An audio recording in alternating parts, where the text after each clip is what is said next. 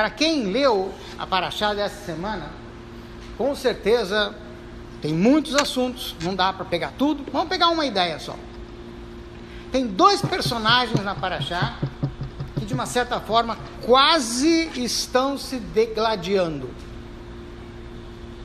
Yaakov se encontra com Esav. Esav quase queria, enfim, fazer alguma coisa não muito positiva para Yaakov e a sua família, e aí, de alguma maneira, a coisa se reverteu, Yaakov saiu vivo desse encontro, um foi para um lado e o outro foi para o outro, e graças a Deus acabou todo mundo feliz. Quando Yaakov se encontra com Esav, ele manda para o seu irmão um monte de animais de presente, porque acredito que a história o pessoal conhece, vou apenas dar algumas ideias. Yaakov fugiu de Esav porque Esav queria matá-lo. Agora que ele volta a se encontrar com ele, o perigo não passou. Então ele tem que achar um jeito de acalmar o irmão. Então ele manda 550 animais de presente. Como chama? Camelos, carneiros, enfim, vacas, bois, enfim, um monte de animais de presente. E devagarzinho, aos pouquinhos, vai mandando para o cara encher os olhos. Uau, tudo isso aqui é para mim. E aí, quem sabe, Yaakov, entre outras coisas, Esav, entre outras coisas, vai se acalmar. Finalmente os dois se encontram, e aí então começa a troca de gentilezas, ou amenidades, se quiser chamar assim. Esav chega para Yaakov e diz: não precisa isso tudo, para que isso tudo? Yesh li rav, eu já tenho muito. Sim? E Yaakov, eventualmente, diz para ele: não, faço questão, yesh li kol, eu tenho tudo. Qual é a diferença de yesh li rav e yesh li kol? Esav diz: eu tenho muito. Yaakov diz: eu tenho tudo. Sim? Esav diz: eu tenho muito, porque ele quer ter mais. Ele não está satisfeito com o que ele tem. Se eu posso ter muito mais, por que não muito mais? Mas ele fala isso de forma diplomática. Yaakov, ele diz: eu não preciso ter mais, eu preciso viver mais. Então, yesh li kol quer dizer, tudo que eu tenho é o que eu preciso. Deixa eu fazer um parênteses. Alguém aqui sabe o que é Shabat? Shabat? Sim. Muito bem. Em Shabat, sim? Tem que descansar ou não? Também? O que faz Shabat? Descansa? Sim? Não? Não opino? Sim? Sim o quê? Sim, descansa. Tá. Então, você descansa no Shabat. É isso que você faz o Shabat inteiro. Você deita e só levanta sábado à noite. É isso? Não. Você dá uma volta no quarteirão no meio. Perfeito. E aí você descansa na cadeira de balanço. Tipo. Exemplo. Você não dá a volta no quarteirão. Você não dá a volta no quarteirão. É muito esforço. Do quarteirão?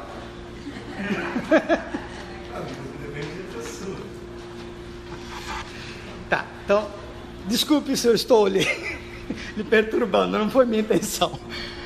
Shabat não é dia de descanso. Não tem como ser. Se você mora no 15º andar, como é que você vai chegar em casa em Shabat? Subindo as escadas. Vai descansar muito. Esforçar, pouco. E depois vai para casa. É isso? Tá. Então Shabat não é dia de descanso. Sim ou não? É ou não é? Então vamos lá. Shabat não é dia de descanso. Isso não está escrito. Shabat é dia de greve e Shabat é dia de tranquilidade. Em hebraico, lishbot quer dizer fazer greve. Então você faz piquete na porta da loja, da fábrica e não entra. Hoje eu não trabalho. O que é greve? Não é isso? Então não trabalho. Então é dia de greve. Esse tipo de trabalho eu não faço. Hoje é meu dia de greve. Por outro lado, está escrito que Shabat é Yom Menucha. O que é Menucha? Não é descanso. Você não pegou ainda o espírito da coisa. Não pode ser descanso, porque eu estou malhando descanso desde o começo. Tem que ser outra coisa. Vou te explicar. O cara tirou férias, foi para, sei lá, dá um lugar aí para os caras, Búzios. Foi para Búzios. Sei? Muito bem. Se ele levar esse treco com ele acha que descansa, mas ele não tem mais tranquilidade. Entende o que eu estou falando? Ele pode até deitar na praia, desfrutar, e não vai estar em tranquilidade. Porque a hora que tocar esse bicho, não é assim? Então você não está tranquilo. Pode estar descansando, mas não está tranquilo. Shabat Yom Menucha. A Torá descreve o Shabat da seguinte maneira: Hashem criou o mundo, trabalhou duro durante 6 dias, sim? E aí chegou o Shabat. Ma'aya Haser Haolam. O que faltava no mundo? Acabou a criação do mundo. Deus criou tudo. O que faltava? Menucha. Tranquilidade. Ba'a Shabbat, Ba'a Menucha. Veio o Shabbat, veio a tranquilidade. O que é isso? Tranquilidade significa o trabalho está pronto. Não tem mais o que fazer. Por isso, estou tranquilo. Sim? Um dos grandes sábios, não me lembro agora que Rebbe que foi, costumava dizer o seguinte: é proibido se preocupar. Se o problema tem solução, então solucione. Se o problema não tem solução, solucionado está. Então para que se preocupar? Sim? O que significa aqui tranquilidade? O que tinha que ser feito está feito. Não tem mais o que fazer. Por isso que eu estou tranquilo. Entrou sexta-noite, entrou Shabat, não tem mais o que fazer. Não, mas ainda tem aquele negócio que não acabou de fazer, o trabalho que eu tinha que ter entregue, acabou. Não tem mais. O que tinha que ser feito, está feito. E eu tenho que toda semana imaginar o seguinte: está aqui um monte de recado esperando resposta, está feito. Entrou Shabat, está tudo respondido. E o que não está respondido, acabou também. Até depois de Shabat. Porque só assim você vai ficar tranquilo. Não tem como uma pessoa ficar tranquila se ela está preocupada com o que ela tem que acabar de fazer. Sim? Então se ela enfiou na cabeça, acabou, não tem mais o que fazer, não vou fazer mais nada, chega. Aí então você tem tranquilidade. Então o único dia da semana em que realmente a gente cumpre o que os nossos sábios ensinam, Eizehu Ashir Hasameach Bechelko. Quem é uma pessoa verdadeiramente rica é aquela que está feliz com o que tem. Quando isso, durante a semana, você nunca está feliz com o que tem. Você corre atrás disso, daquilo, quer mais aquilo, quer mais aquilo. Shabat, o que tem, tem. Eu tenho que estar feliz com aquilo que eu tenho. Tenho mais, tenho menos, é o que eu tenho, está ótimo. Hoje é Shabat, que bom. Isso é Yaakov. Yesh li kol. Tudo que eu preciso está pronto. Não preciso mais. Estou feliz com o que eu tenho. Por quê? Porque o que eu tenho é o que eu preciso para fazer a minha missão. Então, o que eu precisar é o que eu vou precisar ter.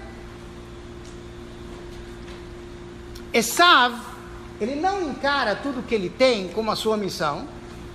Esav encara o que eu tenho é como eu existo. Quanto mais eu tenho, mais eu existo. Eu sou mais importante, eu ocupo mais espaço, mais pessoas falam de mim, mais as pessoas me conhecem, eu tenho que estar em todo lugar, todo mundo tem que achar que eu sou o máximo. Sim? Isso é Esav. Alguém aqui pretende casar? Aqueles que ainda não casaram, óbvio. Sim? Tem pretensão? Sim? Alguns?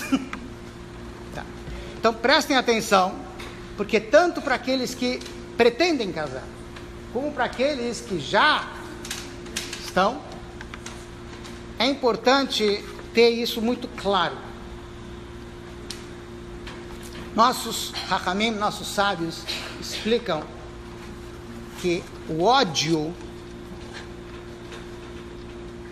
é resultado da nossa existência.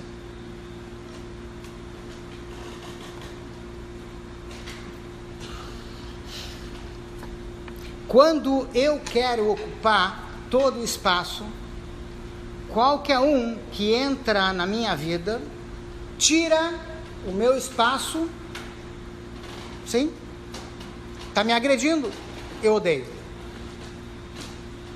Isso é um ódio, que o pessoal chama de ódio sem sentido, ódio gratuito. Não é gratuito.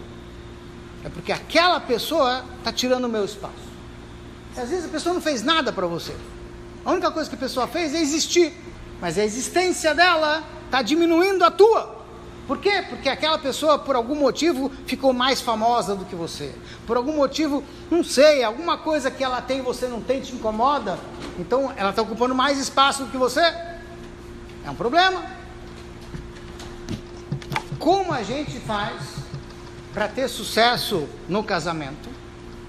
Então, os nossos Chachamim, nossos sábios, dizem a seguinte frase. Ish ve'isha zahu Shekhinah benehem. Se o homem e a mulher têm zechut, zahu, eles têm méritos, Shekhinah benehem, a presença divina, Deus vai estar entre eles. Isso se o casal, o homem e a mulher, tem zechut, tem méritos, tem mitzvot, sim? Lo zahu, se eles não têm méritos, sim? Aí a Gemara é muito simpática. A Gemara diz que se o casal não tem mitzvot, não tem méritos, esh ochaltam, o fogo vai consumi-los. Simpático, não? Assim, piromaníaco. Não é um pouco forte? Tá bom, não tem mitzvot, não precisa, o fogo vai consumi-los. O que o fogo tem que... Deus me livre. Arrogando praga para os casais? Os nossos grandes sábios não tinham mais o que fazer na vida do que ficar arrogando praga para os casais? Alguns deles até ainda não casados? E a resposta é a seguinte. Como é que está a visão de vocês? 20 por 20? Tá, vamos ver se o pessoal vai enxergar. Dá para ver isso aqui? Mais ou menos. Ish. Ishá.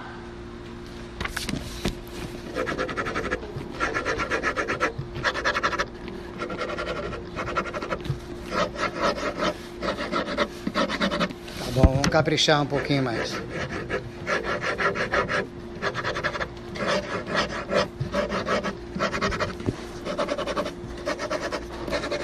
Tá, e agora?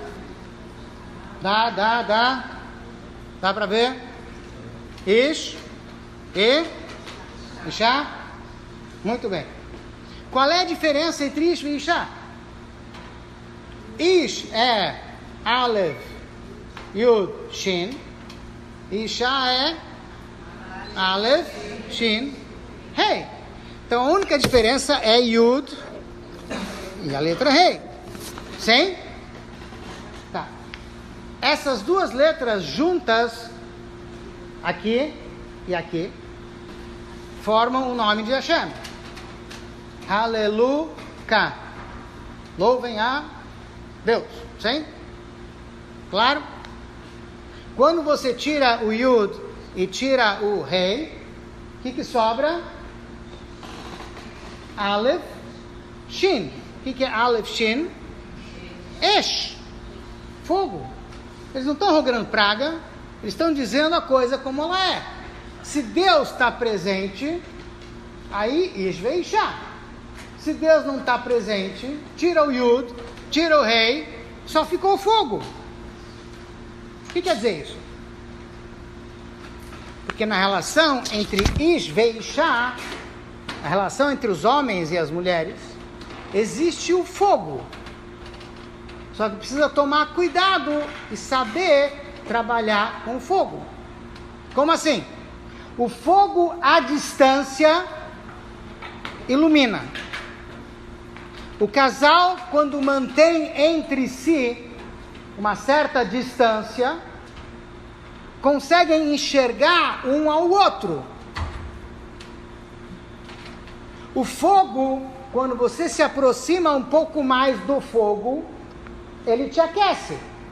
Sim? O casal, quando se aproxima um pouco mais um do outro, existe um calor. Existe algo que aquece os dois. Sim? Mas quando você se aproxima demais do fogo, quando não deveria se aproximar do fogo, o que é que acontece? Queima. Num relacionamento a gente pode queimar também. Quando se aproxima demais, quando não precisa. E tem que saber quando tem que se aproximar e não. Para isso tem mikveh, para isso tem uma série de coisas que ajudam a gente a saber colocar essa distância. O que o Alter Rebbe explica sobre isso? Ish ve'Ishá zahu. Zahu significa se eles têm méritos, se eles têm mitzvot. Sim, aí Hashem está entre eles. Hassidut vai um pouquinho mais fundo e explica que a palavra zahu vem de zehut, mérito, e a palavra zahu vem de shemen zayit zach. Zach, em hebraico, quer dizer refinado. Ish ve'Ishá zahu, quando um cavalheiro e uma senhorita são refinados, Shekhinah benehem, aí Deus está lá com eles. O que significa ser uma pessoa refinada? Na Gemara, no Talmud, se diz o seguinte: cada um de nós tem que tomar o cuidado de não ser grosso, duro, inflexível, como certas árvores enormes, que são fortes, grandes, etc. E sim, cada um de nós deve aprender na sua vida a ser flexível como o bambu. Por quê? Essas árvores grandes, grossas, enfim, elas parecem muito firmes, muito fortes. Elas ocupam muito espaço. Elas são muito duras.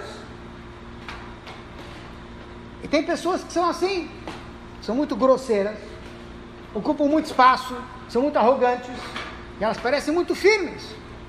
Mas o que acontece?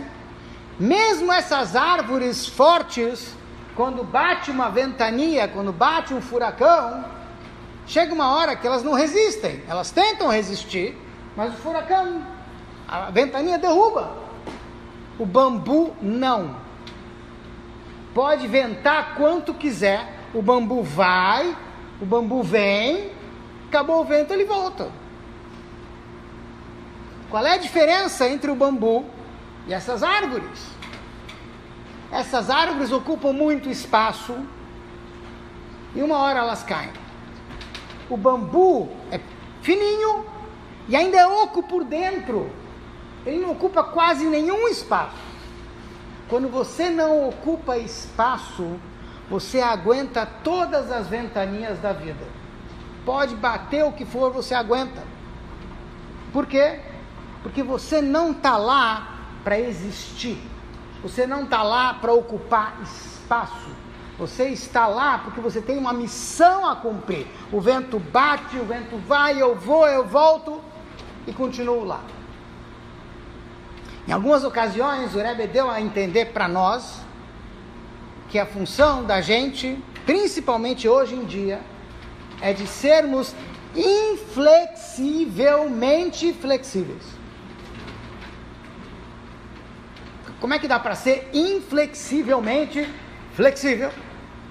Eu tenho que ser totalmente inflexível com os princípios e totalmente flexível com as pessoas. Se você vier para a sinagoga em Shabbat, eu vou te dar Shalom Aleichem, muito bom, ainda bem que você veio. Eu não vou te perguntar como você veio para a sinagoga. Estou feliz que você veio. Sim? Mas se você me perguntar, Rabino, pode vir para a sinagoga de carro? O que você quer que eu responda? Não. Dá para entender? Eu não estou aqui para fazer patrulhamento ideológico. Mas os princípios são princípios. Eles não vão mudar. Mas eu vou aceitar as pessoas como elas são. Por quê? Porque as pessoas merecem, têm que ser aceitas. Isso é viver. A gente tem que trabalhar com isso. Porque muita gente quer fazer, e às vezes não sabe como, às vezes não sabe por quê, ou para quê. E a gente está aí para isso. Na vida do casal, não pode ocupar todo o espaço.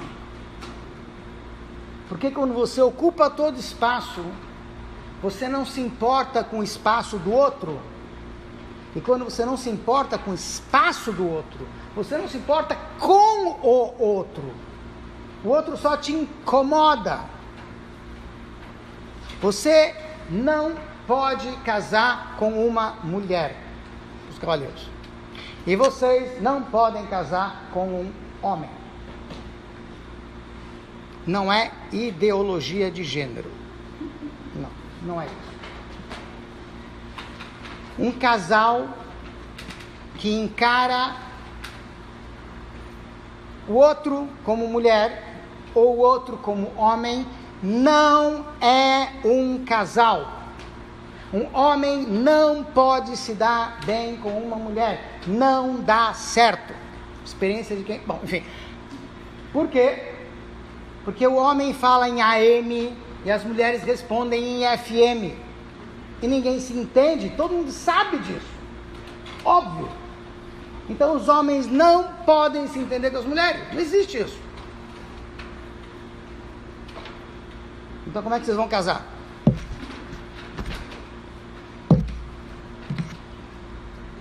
Complicado, não? Pouco. Um marido casa com uma esposa, não com uma mulher. Uma esposa casa com um marido, não com um homem. Não existe marido sem esposa. Não existe esposa sem marido. Por quê? Homem e mulher é ocupar espaço. É eu. Eu quero isso, eu quero isso, eu quero aquilo. Marido e esposa é uma missão. É viver. Enquanto ele olha a si mesmo como marido, ele precisa cuidar da sua esposa. Não é a mulher dele. Enquanto ela se encara como esposa, ela tem que cuidar dele.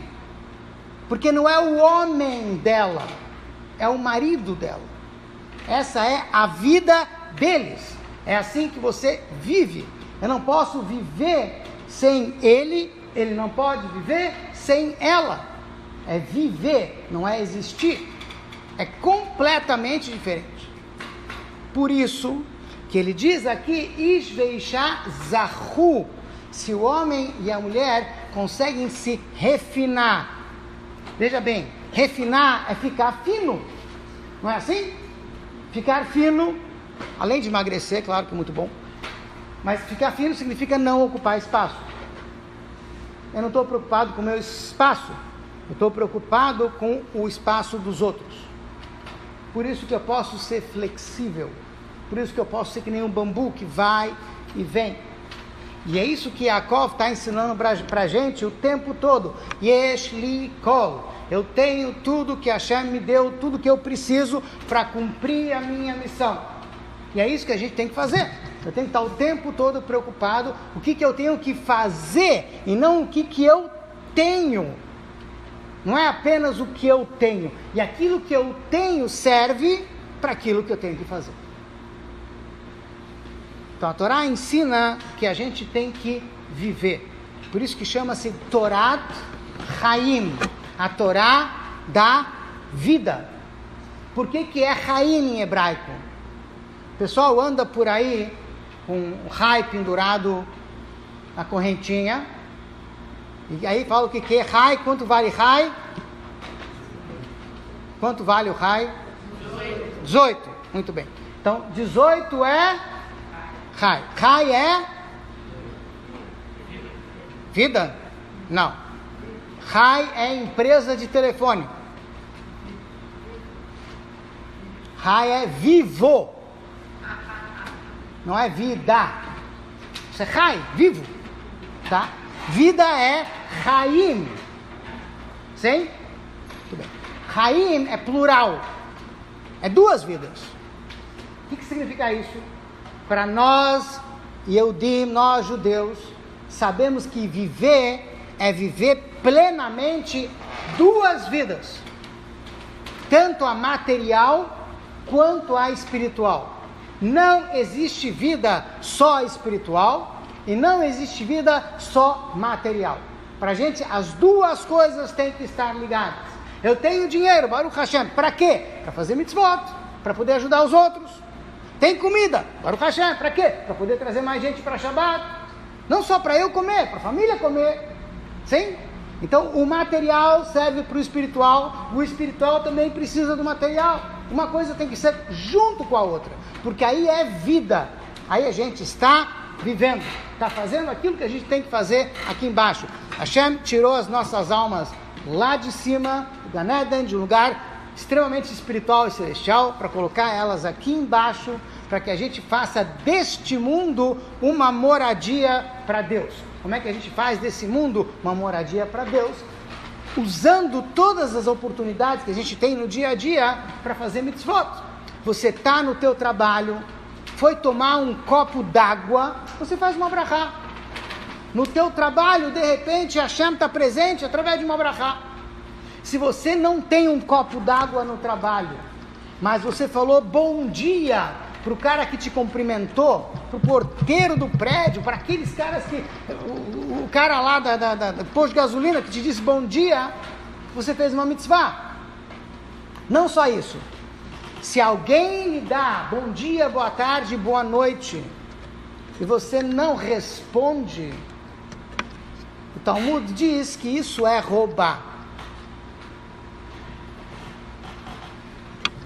Brachot, Sechet Brachot traz,